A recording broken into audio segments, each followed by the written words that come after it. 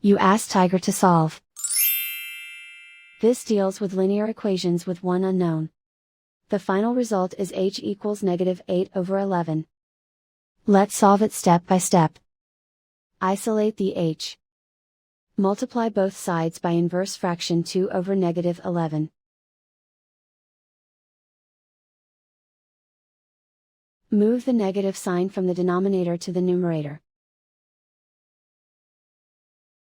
Group like terms.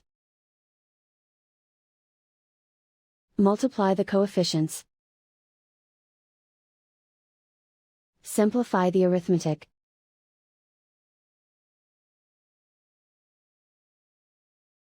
Move the negative sign from the denominator to the numerator. Multiply the fractions. Simplify the arithmetic. And so the final result is h equals -8/11.